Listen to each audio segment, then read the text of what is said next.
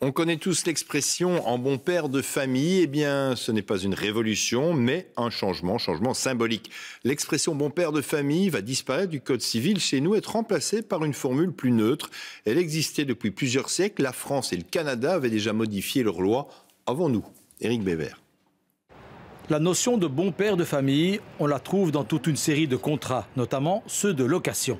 C'est uniquement un paragraphe dans le bail qui stipule que le bien doit être entretenu en bon père de famille par rapport à son usage, donc l'entretenir de la même manière que si c'était son propre patrimoine. C'est pas un peu bizarre, une femme qui vient louer un appartement, elle doit s'engager à jouir de son bien en bon père de famille? C'est un vieux terme. Enfin, à l'époque, c'était le père qui avait la gestion de la famille, du patrimoine, et que c'était lui qui avait la responsabilité de tout ça. C'est vrai que les normes changent, mais moi personnellement, ça ne me choque pas. Mais tout le monde n'est pas aussi conciliant. Eh bien, je pense que ce serait une très bonne idée de la changer, de la mettre plutôt dans un terme plutôt neutre, parce que j'estime que moi, en tant que femme, j'agis en excellente bonne mère de famille au quotidien. Effectivement, l'expression « bon père de famille » ne colle plus à l'air du temps.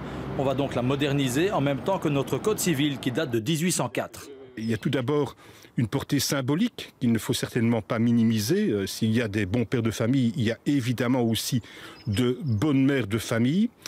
Donc la notion elle est datée et le législateur belge veut bannir la notion de bon père de famille au profit d'un concept plus neutre.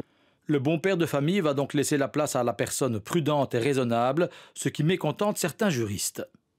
On l'a fait pour des motifs purement politiquement corrects, à savoir qu'on ne voulait pas faire référence à une personne masculine, du genre masculin, qui régnerait sur sa famille.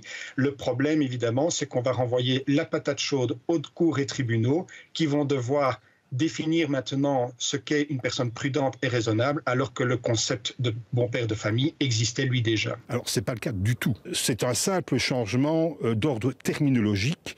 Le travail des juges ne va certainement pas être modifié à l'avenir. Ce sont les mêmes questions que les juges continueront de se poser. Ai-je affaire à une personne, à un professionnel qui s'est comporté de manière correcte, de manière normalement attentive, normalement prudente? La France avait déjà envoyé le bon père de famille à la retraite en 2014. Nous allons donc suivre son exemple. Ce n'est pas neuf, c'était déjà le cas à l'époque du Code Napoléon.